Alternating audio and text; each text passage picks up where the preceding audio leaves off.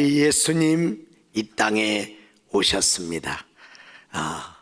우리의 삶에 슬픔이 있든 또 여러 가지 어려움이 있어서 마음이 답답하도 나로 인한 기쁨이 아니라 예수님이 오심으로 인한 기쁨, 예수님이 주시는 기쁨, 예수님이 주시는 위로, 예수님이 주는 소망의 날이 우리 성탄절인 것입니다. 우리 사랑하는 귀한 성도들에게 이 성탄의 은총이 여러분에게 가득해서 우리의 삶의 상황이 어떨지라도 예수님으로 말미암아 새해를 맞이할 수 있는 새 힘이 여러분에게 넘쳐나기를 주의 이름으로 축원합니다. 우리 옆에 분하고 한 두세 분한테 메리 크리스마스 인사하십시오. 메리 크리스마스. 저 2층에도 메리 크리스마스. 할렐루야. 오늘 저는 여러분과 함께 성탄 주일을 맞이하여 성탄의 별이라는 제목으로 하나님의 말씀을 증거하고자 합니다.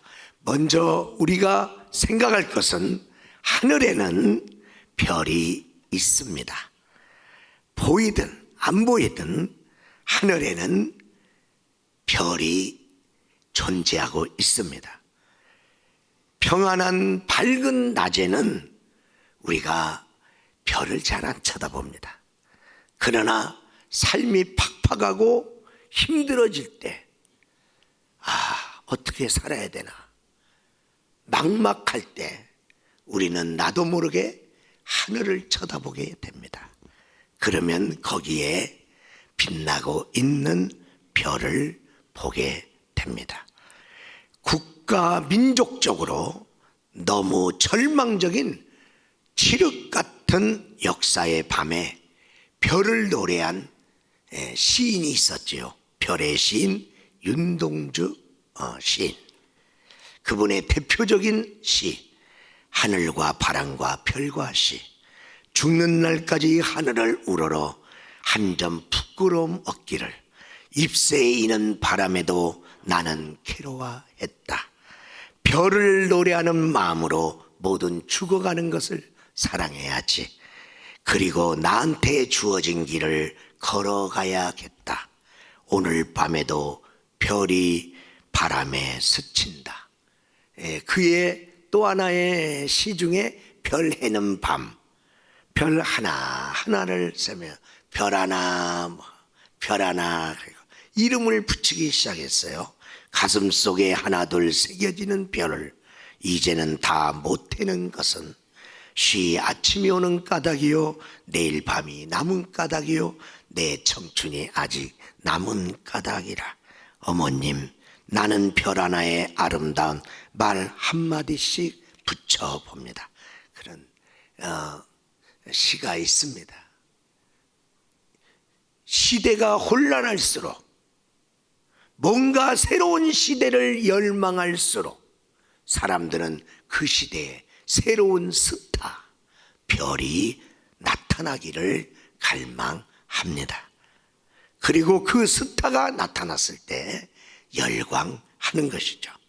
이스라엘은 너무나 오랫동안 아수르, 바벨론, 그리고 페르시아, 그리고 헬라 나라, 그리고 지금은 로마 나라까지 계속 제국들에 의하여 짓밟히고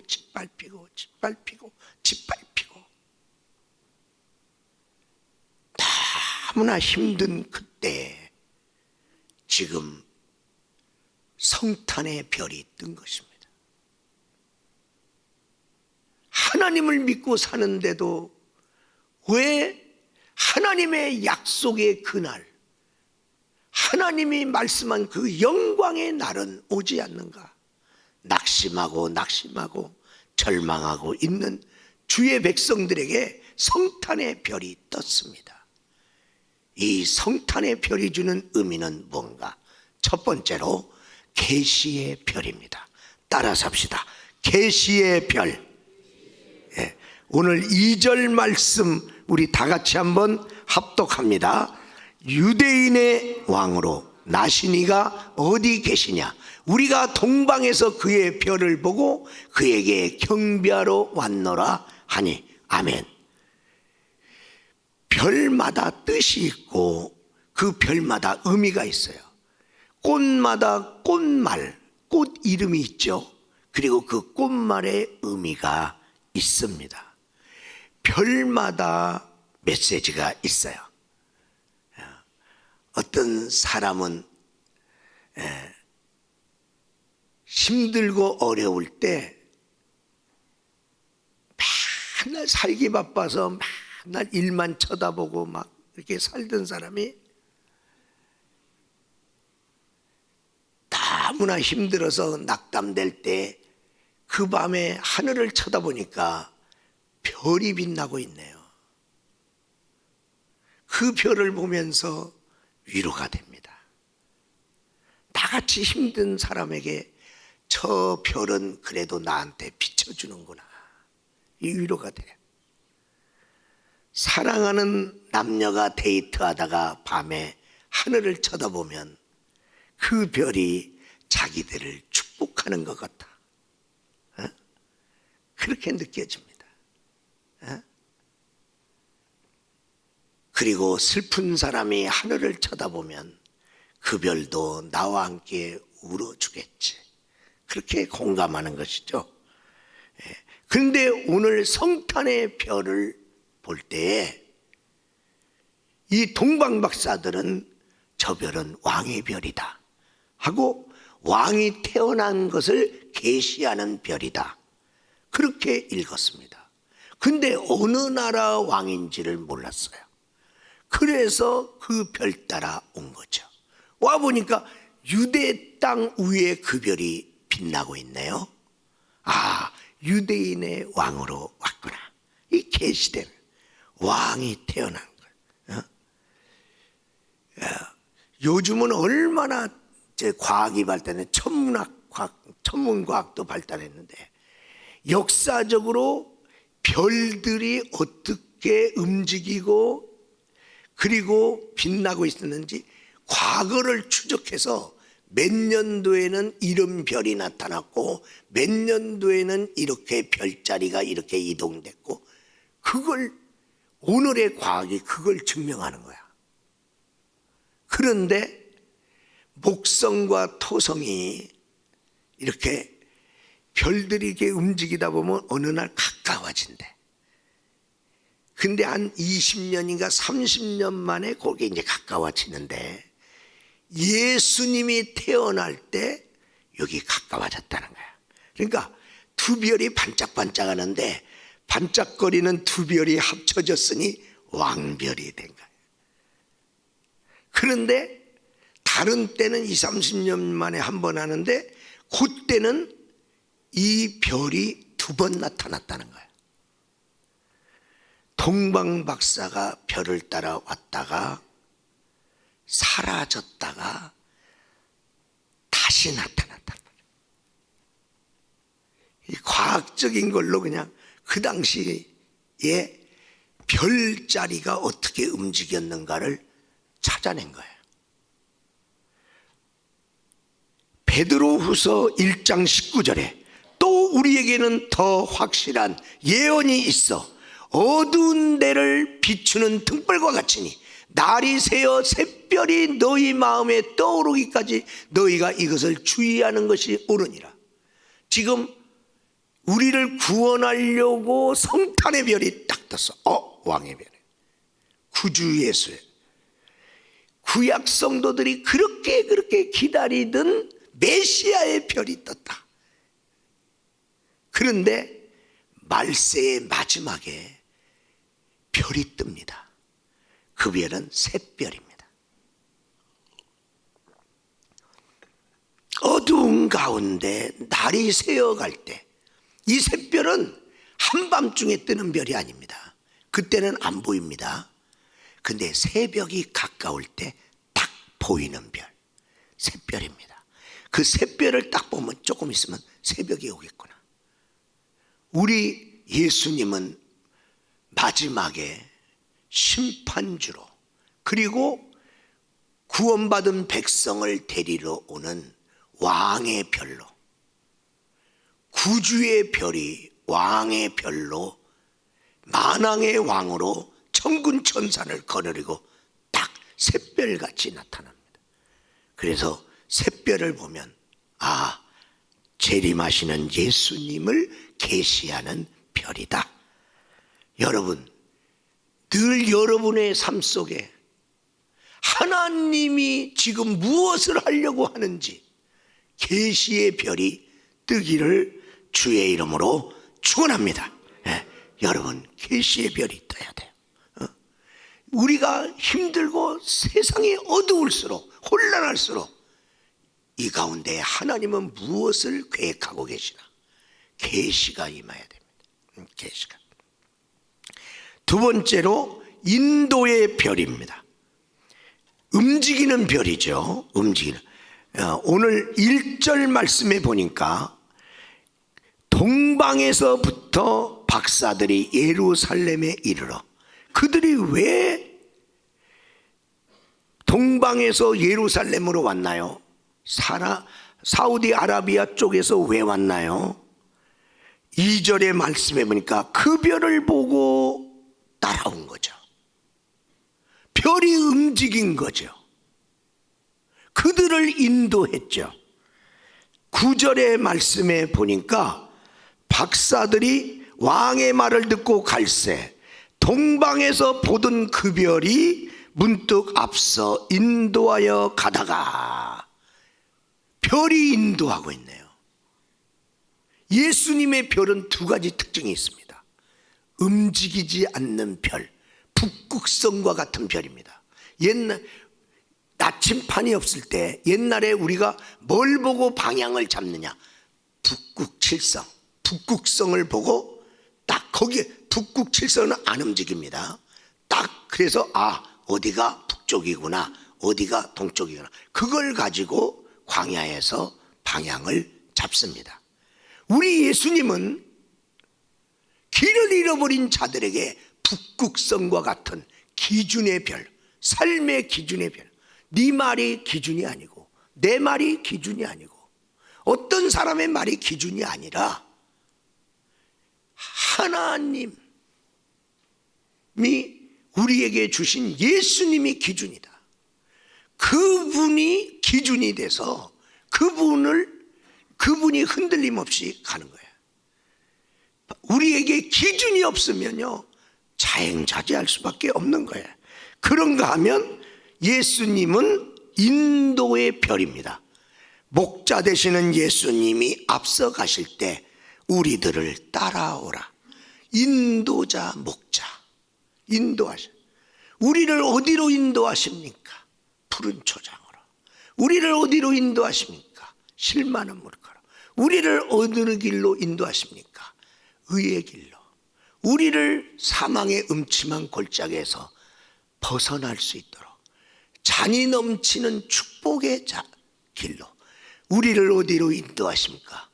아버지 집으로, 영원한 천국으로. 그러니까 예수님을 놓쳐버리면 천국에 못 갑니다.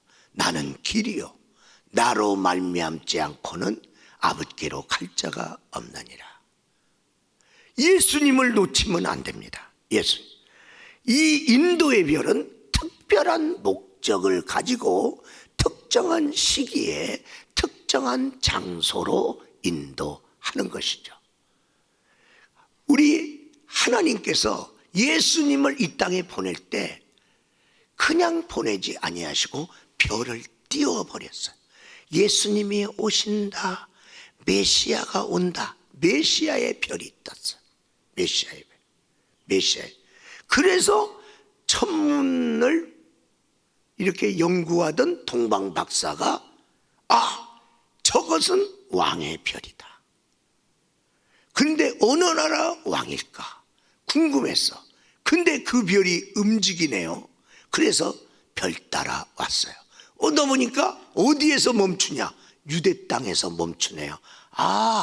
유대 땅에 유대 왕으로 왔구나. 그래서 유대인의 왕으로 오신 이가 누구냐 물어봤어요. 그 당시에 매스컴이 있다면 모든 매스컴의 헤드라이트가 헤드라인의 뉴스가 뭐겠어요? 로마 황제가 무슨 계획을 가지고 오늘은 무슨 행사에 가고, 아니면 유대 땅에서는 헤롯 왕의 오늘의 중요한 행사를 헤드라인에다 쓸 수 있어요. 이 세상에 수많은 헤드라인의 뉴스가 있어요. 그러나 우리 크리스찬들은 그런 데만 쳐다보고 있으면 안 돼요.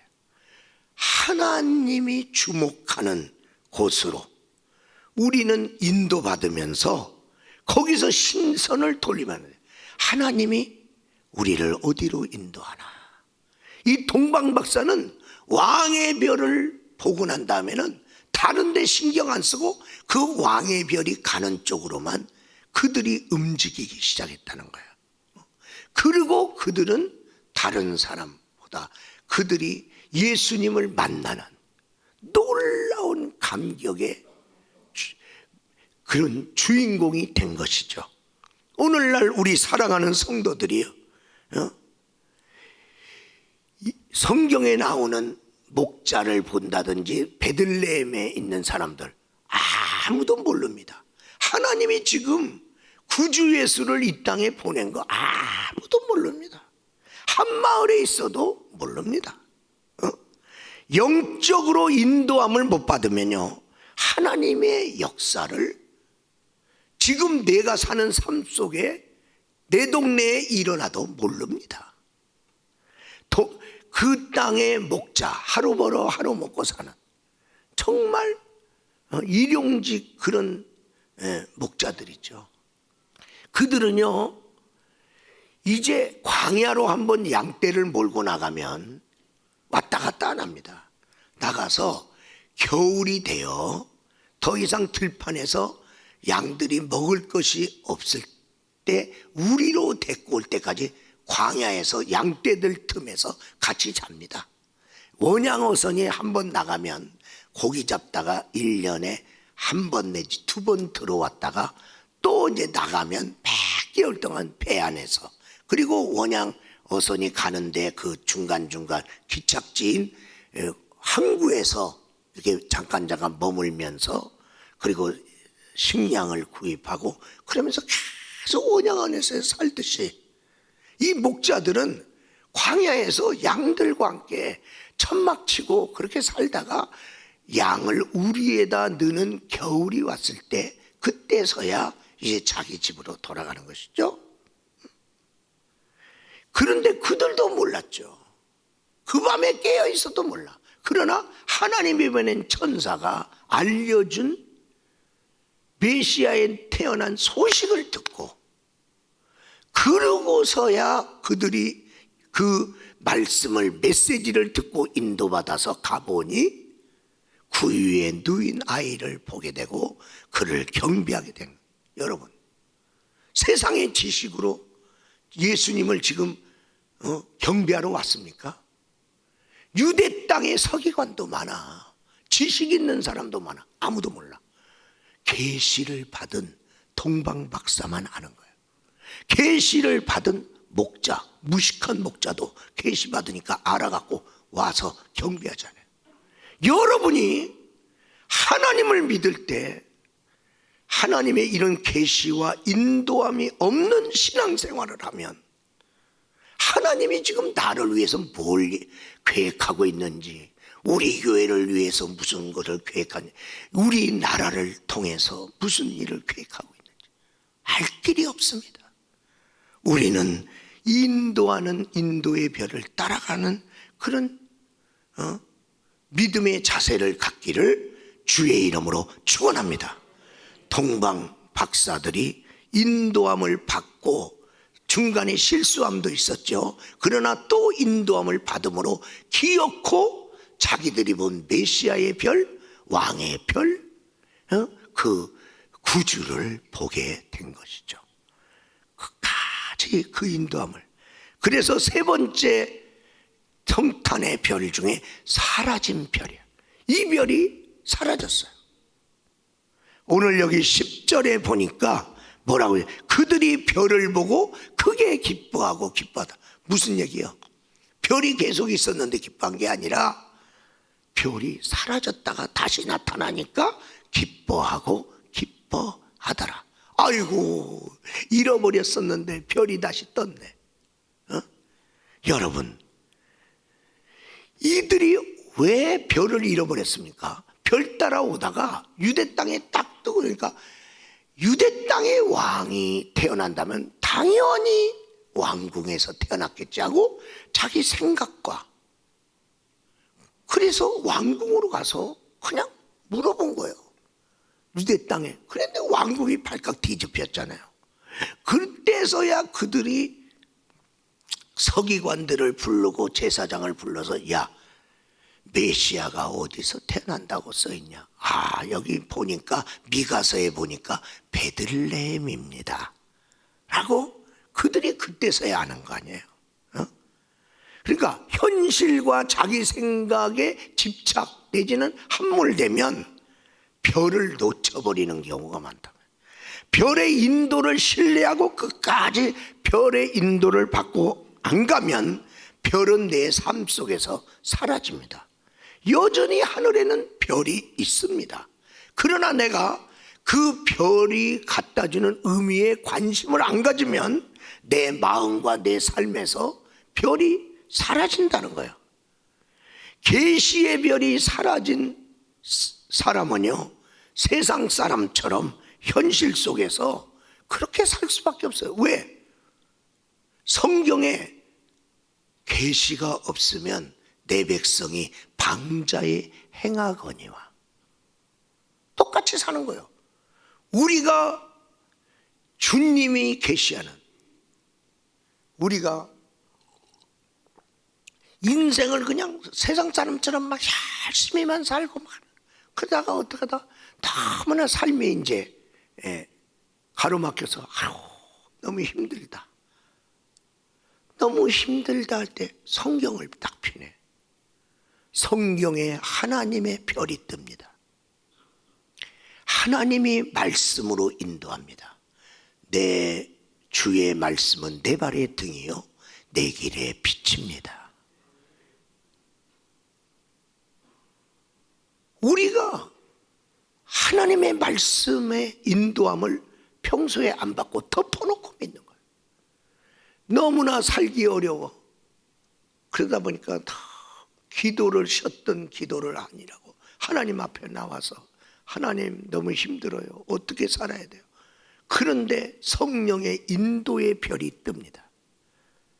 그러면서 성령님이 나를 인도해 가시는 거예요. 이 별이 사라지는 거예요.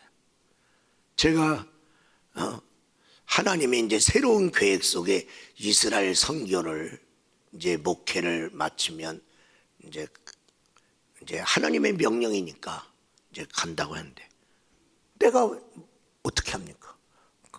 그 땅에 가는 거요. 하나님이 인도하시겠지. 하나님의 인도하심을 안 받으면 가서 뭐 하겠어요? 내가 모르는 땅에, 유대 땅에 온 동방 박사가 자기 땅도 아닌데 별의 인도를 잘 받았는데 지 생각대로 왕궁으로 들어갔다가 누구한테 물어봤다가 이러고 있는 거잖아요. 목회 40년 45년의 노하우가 뭐냐? 그분이 인도하시리라. 그분의 인도를 믿어야 된단 말이에요. 말씀하셨으니까 분명히 뭔가 내가 할 일을 준비해 놓으셨겠지. 우리 사랑하는 성도 여러분, 바로왕, 요셉 때의 바로왕이 하나님이 그에게 국가의 왕이니까 뭔가 중요한 꿈을 그에게 쑥 집어넣었어요. 그가 그걸 보고, 야, 중요하구나, 뭔가 뜻이 있는, 계시가 있는 꿈이구나, 그렇게 알고 딱 꿨어. 근데 하나님이 싹 빼갔어. 꿈을 꿨는데 꿈을 잊어버린 거야. 그래서 그 꿈을 찾으려고 뭔가 범상하지 않은 꿈이야. 그래서 그 나라의 온 나라의 박학다식한 자들을 다 불러다가 내 꿈을 찾아달라고. 내가 굉장히 중요한 꿈을 꿨는데 그 꿈을 찾아내라. 꿈을 얘기하시면 해석해 드리겠습니다. 아니, 꿈을 찾아내. 근데 그 꿈을 하나님이 주셨는데, 하나님이 가져갔는데, 꿈꾼 자기도 모른다는데 누가 찾아요? 그래서 하나님을 믿는 요셉에게, 요셉아, 너 하나님께 내가 잃어버린 꿈 좀 뭘 꾸었는지 네 하나님께 물어봐라. 그래서 요셉이 기도를 해서 하나님이 무슨 꿈을 바로 왕에게 주신 것을 알게 됐죠. 왕이여, 이런 꿈을 꾸지 않았습니까? 맞아. 네가 말하니까 생각난다. 그런데 해석 좀 해라. 아니, 하나님이 준 꿈인데 내가 어떻게 압니까? 하나님이 그 꿈을 주신 하나님이 그 꿈 속에 계시한 내용은 하나님이 아시죠. 그래? 그럼 꿈도 찾아주신 너희 하나님이니까 꿈 해석도 하나님께 받아와라. 그래서 또 기도했죠. 그랬더니 하나님이 그 꿈은 이런 꿈이니라 하고 해석해 줬죠. 그 계시대로 나라 경영했잖아요. 그래서 애굽이 제국이 됩니다. 그때 엄청나게 돈을 법니다. 왜? 풍년 때 정부미를 잘 써놨다가 7년 흉년 때 비싼 값으로 다른 나라에 수출도 하면서 엄청나게 돈을 법니다.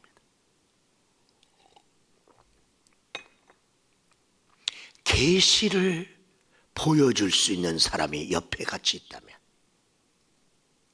그리고 그 계시를 믿어주고 따라주는 리더가 있다면 그 가정, 그 나라, 그 사업 됩니다.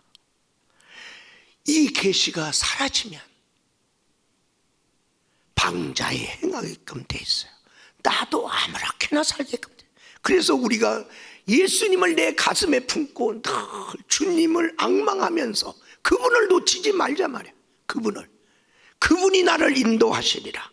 그분을 사랑하며 고백하면다가 우리 사랑하는 성도 여러분, 23년 어떻게 살고, 그 말이 무슨 말이야? 하나님이 24년을 통해서 나를 향한 계시가 없다는 얘기 아니에요. 그 계시를 어디서 봐도 하나님께 물어보라고. 하나님이 나에게 24년을 허락하지 않으면 여러분이 살고 싶어도 24년 못 살아. 생명의 주권자는 하나님이요. 누가 오래 살기 싫어서 빨리 죽어? 응? 어떤 사람은 죽고 싶어도 못 죽더만. 왜? 하나님이 안 데려가니까. 그러니까 24년을 하나님이 주셨다? 그렇다면 24년을 향한, 나를 향한 하나님의 계시를 받아라. 그래서 살아가시면 됩니다. 거기에 소망이 있습니다. 할렐루야. 사라진 별, 사라질 수도 있구나. 내가 주님을 집중하지 않으면 주님을 잃어버릴 수도 있구나. 내가 하나님의 계명을 잃어버릴 수 있구나. 성경을 읽으면 거기에 하나님의 계시가 보입니다. 기도하다 보면 하나님의 계시의 문이 열립니다. 네 번째로 왕의 별입니다. 오늘 2절에 보니까 유대인의 왕으로 오신 이가 누구냐, 그렇게 말씀하고, 11절에 보니까 이제 왕인 것을 알고 그 왕 앞에 엎드려 아기께 경배하고 보배압을 열어 황금과 유황과 모략을 예물로 드리니라. 그 당시에 모든 왕은 어떤 왕이냐? 자기를 위한 왕입니다. 백성들에게 나를 위하라 그러죠. 왕이 돼갖고 백성을 위하는 왕은 없습니다.